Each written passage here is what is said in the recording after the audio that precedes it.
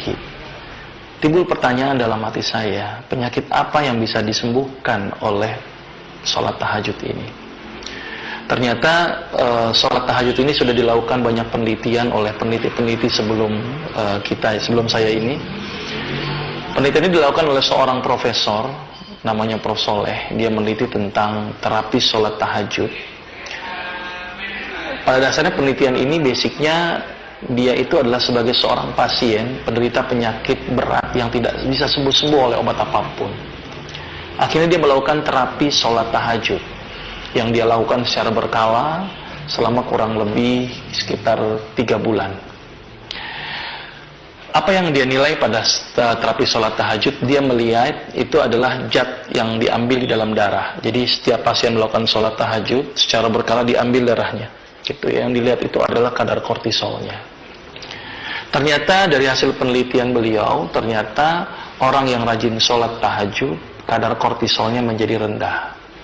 Ketika diambil kortisol, orang yang habis sholat tahajud diukur, ternyata sholat tahajud itu menyebabkan kortisolnya menjadi rendah. Kenapa kortisol kok bisa rendah? Sebelumnya saya akan menceritakan dulu ada sebuah siklus di dalam tubuh yang kita sebut dengan siklus sirkadian. Siklus sirkadian ini adalah sebuah siklus yang secara normal dia akan keluar pada waktunya dan berhenti pada waktunya. Salah satu siklus yang akan saya terangkan di sini adalah siklus sirkadian ACTH. Apa itu ACTH? Adrenocorticotropic hormone. Di mana hormon ini dihasilkan oleh organ di dalam otak kita yang bernama hipofisis. Di mana hipofisis ini akan mengeluarkan zat tadi yang disebut dengan ACTH, adrenocorticotropic hormone.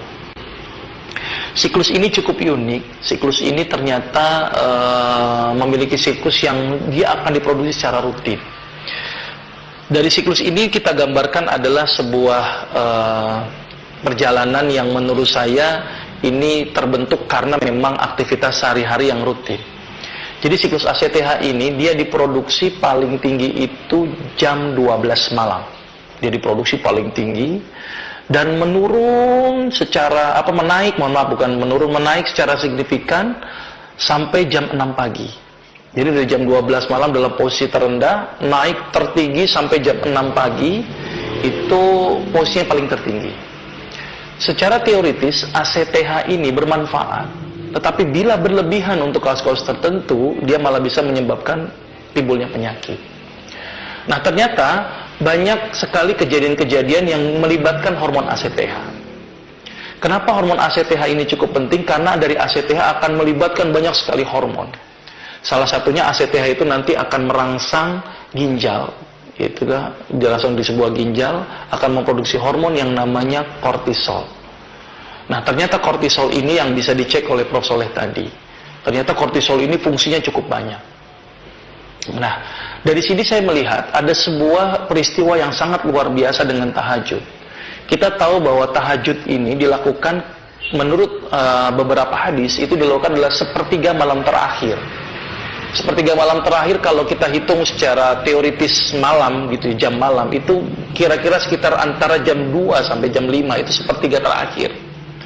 Kita akan lihat dari jam 2. ACTH tadi diproduksi jam 12 malam, kemudian meningkat dari sampai jam 6 pagi. Ketika jam 6 pagi meningkat, maka ACTH keluar dalam jumlah yang banyak. Ketika banyak, maka ACTH akan merangsang kortisol, akan merangsang epinefrin, akan merangsang hormon seksual. Ketika itu berlebihan, ada manfaat tapi juga ada efek yang dirugikan. Salah satu yang paling ditakutkan dari ACTH yang berlebih adalah terangsangnya produksi epinefrin. Ternyata ACTH akan merangsang hormon yang namanya epinefrin. Hormon inilah yang akan menyebabkan pembuluh darah menjadi ciut. Hormon inilah yang akan menyebabkan tensi menjadi naik. Maka itu tidak heran banyak sekali orang yang terkena serangan stroke atau jantung mendadak atau darah tinggi yang mendadak itu sering terjadi di pagi hari. Karena kenapa? Karena ACTH ketika pagi hari meningkat, maka epinefrin juga meningkat. Ketika epinefrin meningkat, apa yang terjadi? Pembuluh darah akan menciut. Ketika pembuluh darah akan menciut, dia akan menjadi pecah. Maka itu tidak heran orang yang rajin sholat tahajud, itu mampu tereduksi ACTH-nya. mampu tereduksi epinefrinnya, sehingga bisa tercegah dari pecahnya pembuluh darah, sehingga bisa tercegah dari timbulnya stroke. Maka itu orang yang rajin sholat tahajud, epinefrinnya akan tereduksi. Itu baru satu sisi.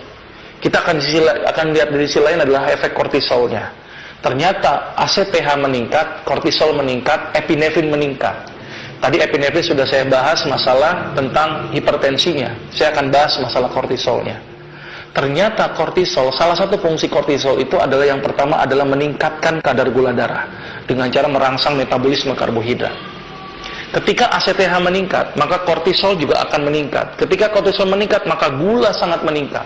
Maka itu sholat tahajud sangat dianjurkan bagi penderita penyakit diabetes. Karena kenapa? Karena ketika sholat tahajud, ACTH menurun, kortisol menurun, maka gula akan menurun. Maka itu orang yang rajin sholat tahajud, itu sangat bagus bagi penderita diabetes. Karena dia mampu menurunkan kadar gula darah. Itu fungsi kortisol yang pertama. Fungsi kortisol yang kedua, ternyata kortisol ini erat kaitannya dengan efek merangsang efek gembira berlebihan yang disebut dengan euforia. Ya, euforia atau kadang-kadang depresi yang terlalu berlebihan.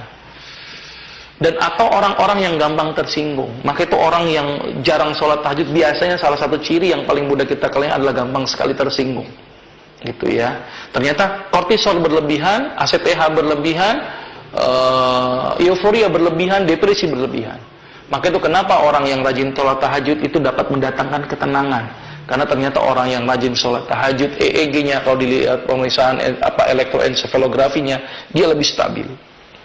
Ketika lebih stabil, otomatis depresi juga tertangani, euforia bisa dicegah, gitu ya, dan tidak mudah tersinggung. Maka itu orang yang rajin sholat tahajud biasanya dia lebih legowo, lebih lebih bersahaja, tidak gampang tersinggung, tidak mudah marah, karena EEG-nya lebih stabil. Itu salah satu efek dari kortisol yang dikendalikan. Kemudian efek yang kedua, ternyata fungsi kortisol adalah menghambat pengeluaran urin.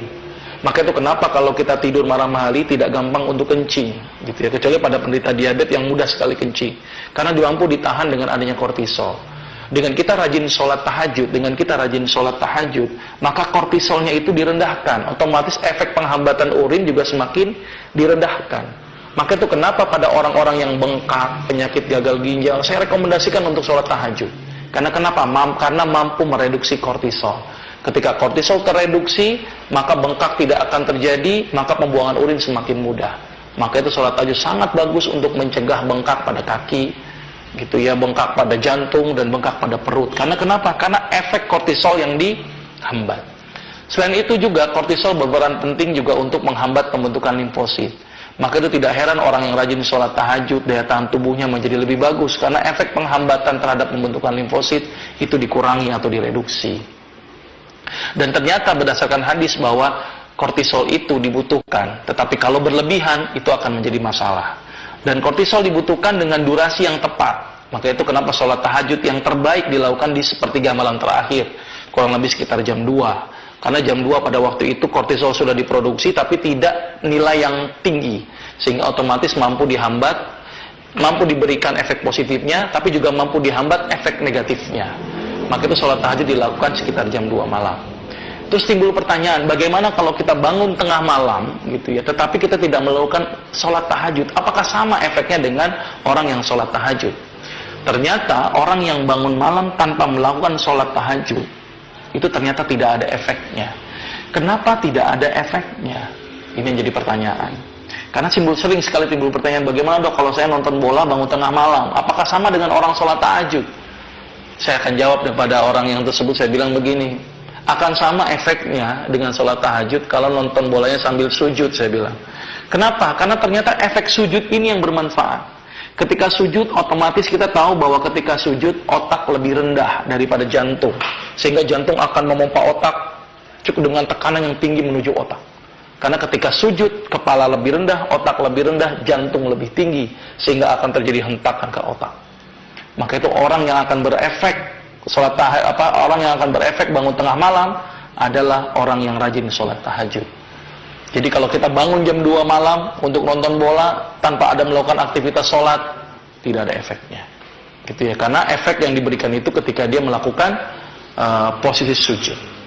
Dan penelitian menunjukkan bahwa sholat tahajud yang dilakukan kurang lebih sekitar 11 rakaat selama 3 bulan berturut-turut, kadar kortisolnya menjadi turun.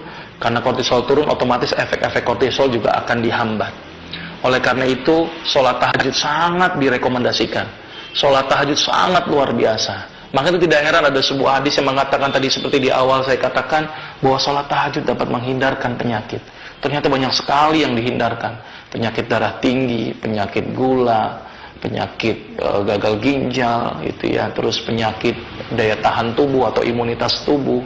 Terus kemudian penyakit gelisah, orang yang tidak tenang, orang yang stres, orang yang depresi, itu ternyata mampu disembuhkan dengan menggunakan terapi sholat tahajud. Oleh karena itu sangat rugilah sekali kita sebagai seorang Islam tidak melakukan efek terapi sholat tahajud. Karena terapi sholat tahajud sangat luar biasa. Mudah-mudahan ini menjadi tambahan buat kita bahwa ternyata dengan menjalankan ibadah kita menjadi lebih sehat. Dengan hanya menjalankan sunnah-sunnah kita menjadi lebih sehat. Dan mudah-mudahan ini bisa dilaksanakan dalam kehidupan kita sehari-hari. Mudah-mudahan bermanfaat. Saya akhiri. Assalamualaikum warahmatullahi wabarakatuh.